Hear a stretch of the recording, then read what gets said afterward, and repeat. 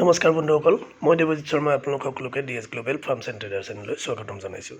আজিৰ বিষয়টো আজি কুৰবানীৰ কাৰণে প্ৰস্তুত কৰা কেইটামান খাহী ছাগলী দেখাব ওলাইছোঁ।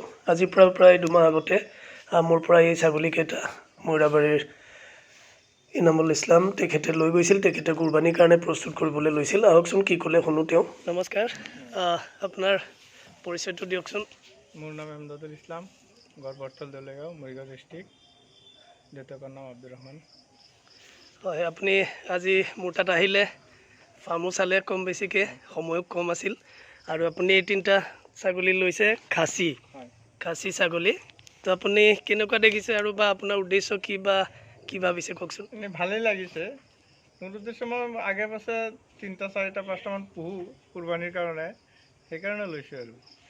হয় হয়, আৰু আপুনি যেনেকৈ বিচাৰিছিল কৈছিল সেনেকুৱাই পাইছে নহয়? সেনেকৈ পাইছোঁ। হয় হয়, তো ভাল লাগিল আপোনাক লগ পাই, খুব কম সময়ৰ কাৰণে পালোঁ, আৰু আপোনালৈ শুভেচ্ছা থাকিল যে খুব সোনকালে আপোনাৰ হাতত, মই জানো আপুনি খুব সুন্দৰকৈ প্ৰতিপালন কৰে আৰু খুব ধুনীয়া ধুনীয়া খাচী ৰাখে।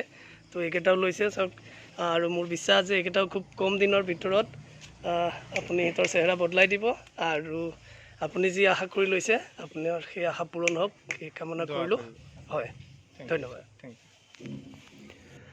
তাৰোপৰি তেখেতে এই ছাগলীটো লৈছিল মোৰ পৰা। এইটো এটা খাহী ছাগলী, কিন্তু ইয়াৰ স্বাস্থ্য বৰ বেয়া আছিল। আপোনালোকে ফটোত দেখিছে যে একেবাৰে ক্ষীণ আছিল ছাগলীটো। আৰু এতিয়া প্ৰায় 2 মাহ হোৱাৰ পিছত আপুনি চাওক ছাগলীকেইটা তেখেতৰ ঘৰত, এয়া আজিৰ ডেটত এই ধৰণে হৈছে। এইটো ছাগলীটো দেখিছিল মোৰ পৰা, লৈ গৈছিল মোৰ ঘৰৰ পৰা। চাওক কিমান সুন্দৰ চেহেৰা বনাইছে তেখেতে। তাৰ লগে লগে এইকেইটা লোকেল আছে পিছত, আৰু এইটো